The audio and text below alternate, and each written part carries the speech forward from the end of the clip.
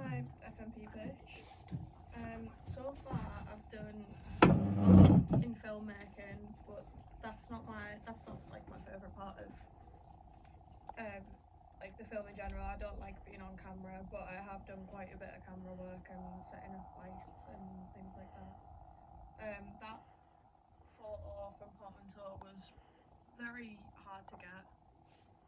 Like that filming from that angle was very annoying because that thing behind us kept almost knocking us out because it kept moving because it was a sensor. So we had to try and figure out how to get around the sensor with also being able to actually press the button. So that took a while. I got bumped in the head a few times.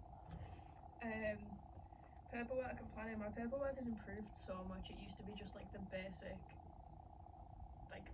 just equipment list and a risk assessment and a call sheet perhaps and a meeting schedule. And now I do like the call sheets, full production diary, budget lists, character profiles and all sorts like that. Workshops, I've done so many workshops on lighting, on different techniques, on like people coming in like Charlotte Fenton when she was talking about how she built her business within film. Editing and research, my research has improved so much. I didn't realise how like many different types of research there actually was, and my editing has improved massively. There's still a lot to improve on, but it has improved quite a bit. As for like, we did the screening, so that gave me quite an insight into how to advertise towards an audience because I was on the marketing side of things. Location scouting. When it comes to filming, I'm always the one that calls up the locations and barters to be able to get the locations or sends them emails if they're not replying to calls and things like that. So that's one of the emails that I sent when we were filming the Keswick project, and I did the same for the Forbidden Corner, and I was quite proud for being able to get them locations. Dream placement, this is one of my proudest things so far. So I got to network with a load of different people within professional settings. I also got to film an interview, edit the interview, and then take pictures of the country in so that they could advertise that and the different options that they've got going on there. Work experience, I've done a ton of work experience with gigs and things like that, and that's so much fun. First year FMP, I did a lot wrong on first year FMP, a lot wrong. But I was proud.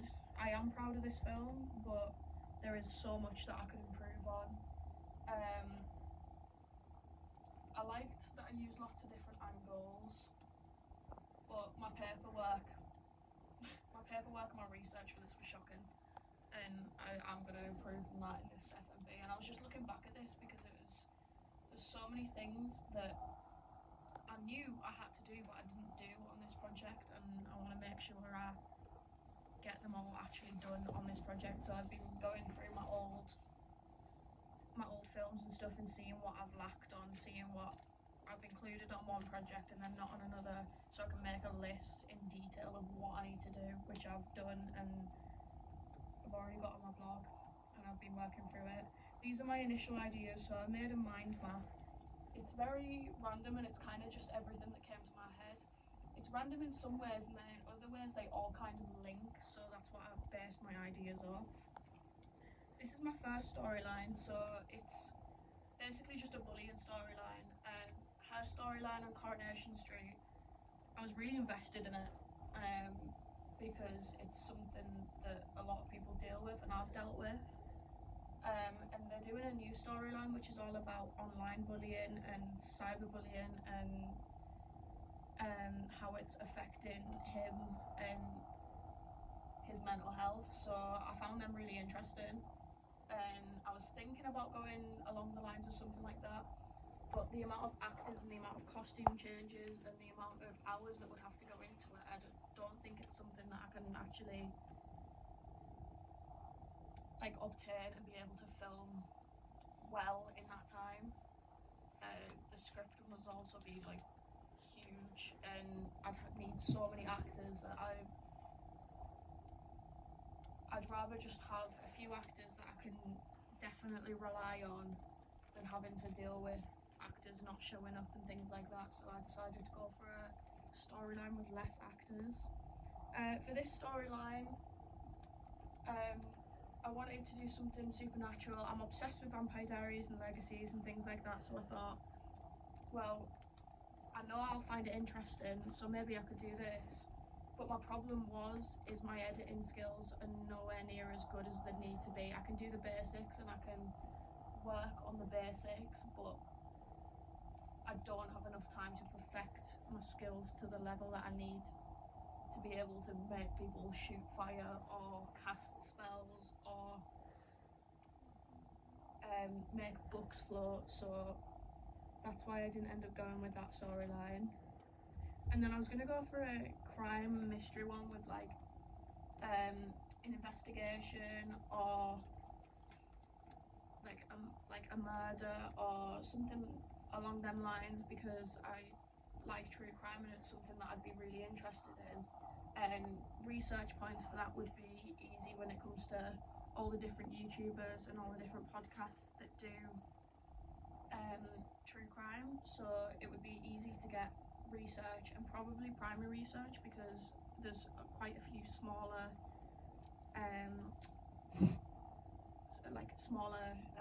influencers that do that sort of thing. I decided to in the end I decided to mix the two, so I'm doing a supernatural interrogation where they've found someone they're researching a void that's appeared. It's like a portal, and they're researching this void, and there's literally nothing for miles. They've been researching it for months and months and months. Nothing's came about until they find this one girl in the void, and she's unable to move. She's been spelled into the void and she cannot move.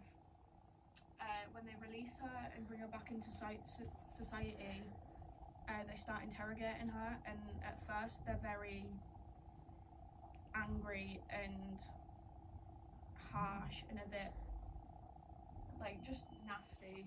And then as they realise she doesn't actually know much of anything about why she's there, they start being kinder and going for more of a soft approach, and eventually they realise that she can only remember her name and the darkness, and then it's basically the mystery as to why that's happened. But I haven't fully decided how I'm going to end it yet, whether I'm going to leave it on a cliffhanger or whether I'm going to give it an actual storyline, because I'm only about halfway through writing the script. Time management and planning, I've already sorted this for the most part. There's a lot more on that schedule now, because when I made my original schedule I didn't have dates for making paperwork. I didn't know when I was going to be doing certain things, so I've basically just added my work schedule in there and updated it with any extra shifts I've got and things like that. And then this is my sort of rough Gantt chart as to when I'm going to be doing things, based on the deadlines, and which bits can overlap with what. For my research points, Heaven and Hell, considering it's a void, might be a good one, because the void, I'm thinking about going down the route of the void is perhaps like a supernatural purgatory. She might have done something wrong and had her memories wiped. I want to look into it more to see if it's a storyline that I can actually go down. As for like realms, time slips, time travel, I want to understand. I have started researching it, but I want to understand what people's theories are on why they believe in realms, how time slips happen, and the possibilities and theories on time travel. Crime interrogations, because I'm like half of it is an interrogation. I thought crime interrogations might be a good one to look into, especially like when they've got someone sat down in the room and they're speaking to them, how they speak to them, like per case, how they sort of understand what's went on and how things end up coming about, so I can use it for body language and like how I'm gonna actually film the shots to show like how I'm gonna show power, Memory loss, I need to look into that because she only remembers 2 things, and I want to see if I can figure out how to link real life memory loss with the use of magic. And then my shots and angles and the progress of the storyline is going to be based on everything that I research from the crime interrogations and how they're filmed.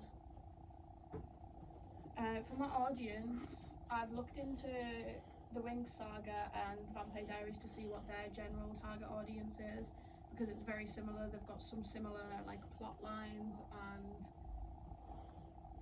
I feel like my idea is very much linked to me watching them 2 shows.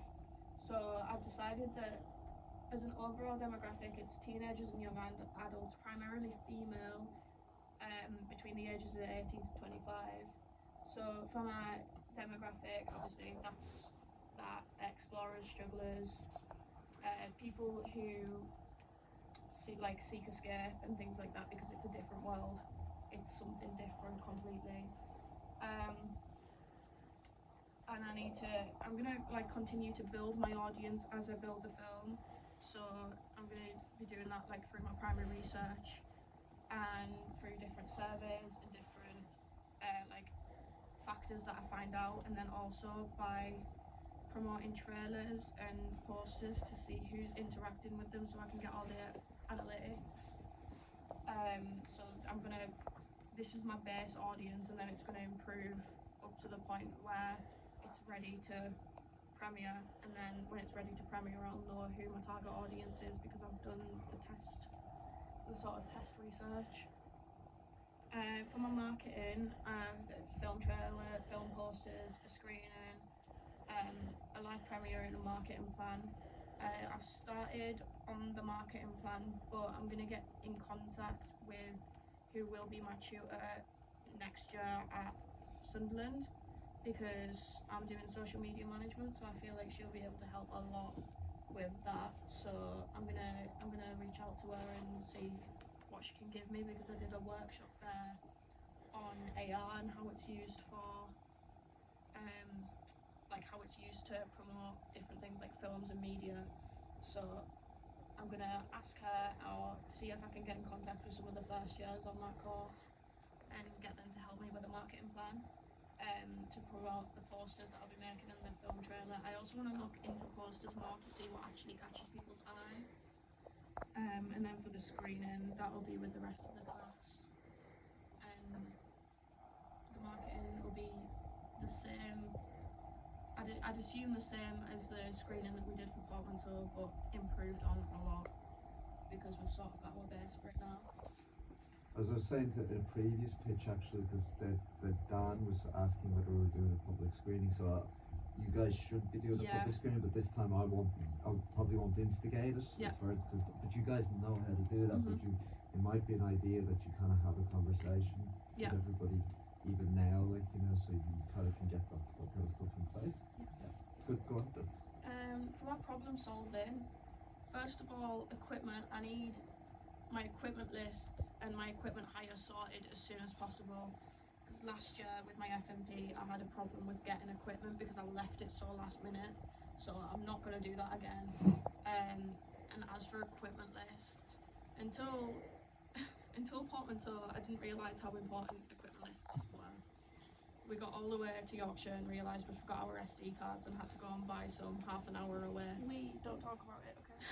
It's good to have make an equipment list into a tick box list. Yeah. So you just So I need to make an equipment list in detail and make sure I actually use it. Feedback. I'm not very good at actually taking the feedback on board. Like, I'll listen to it, and then I'll be like, oh yeah, that's interesting, then I just completely forget about it and never actually use it. So I don't want to do that for this project. It's a euphemistic way of saying I ignore it. No, I don't ignore it. But yeah, I need to sort that out and actually use it, and actually put it on my blog and analyse it and say, right, look, I'm going to use this, I'm not going to use this, here's why. For my actors, I need to have a backup plan for no shows, which I do have. I've got my base actors. I want different actors, but I've got actors to step in if other ones don't pull through. So I've kind of already sorted that issue. I've also, for problem solving, I've got so many different ones. Asking for help when I need it is a big one for me, because I didn't do that. I don't do that very often at all. So I need to start doing that, like with my editing especially. Like I'll just kind of sit there and look at it and then procrastinate for ages because it's not my strong suit, and then I just won't ask for help. So for that, and for things like actually filming on set, because for my FMP last year I just did it alone because I didn't want to ask anyone. I didn't want to put anyone out because everyone else was also working on their FMPs, and I was like, you know what, I was helping other people with theirs, but I wasn't asking for help myself. So I need to do that and get comfortable with actually asking for help when I need it. For my mood board, that's kind of what I'm thinking. So that's what I'm thinking for the void, perhaps an entrance to the void. I don't know how I'm going to do that. I'm thinking of looking at looking at quarries and abandoned houses out in Colbeck, so it's in the middle of nowhere and I can film at night time. So that's what I'm thinking, but I need to properly plan it. I'm location scouting late today, so I haven't got my locations fully sorted yet. I've got an idea, but I need to figure it out properly. I'm going to use Criminal Minds as a sort of base for the interrogation scenes when it comes to how to actually shoot them, because there's so many and there's so many different ways that they've shot them depending on each situation. So I'm going to look into that. And yeah, that's Legacies and Criminal Minds and the Wink Saga, because the Wink Saga is very on brand with the kind of vibe that I want my film to have. So I'm gonna rewatch some of the episodes and actually look at the colour palettes for it, because I find their colour palettes really interesting, but also the way that they get the stories across. So I'm taking big inspiration from Wink Saga. Pre-production paperwork that I've started already. My location ideas. So I've just got I went through my actual idea and kind of just bullet pointed the things that I need, so that I could get a rough idea of where I want to film. I've got my different things that I need to do and when they need to be done by all there as the meetings, and then I've got my audience, which I started researching. All my research is just in that book for now, for the most part. It's getting put on my blog soon. I've got my character profiling down there, so I've wrote like a brief description of them, what I want them to be wearing, what I want their kind of persona to be, so that when it comes to finding actors, I've got it right there and I can be like, look, this is what I want, can you do this? I've got that, and then I've got like my script, which I've started here. I'm not like obviously that's a very rough draft, so it's probably not what it's going to end up being in the end, but it's there, and it's about a quarter, halfway through. So I need to finish that, and then I need to improve it because it is very rough. And yeah, that's everything. Thank you. Cool. Can you just sum up the idea again real quick in like a couple of sentences? I do have actually a synopsis for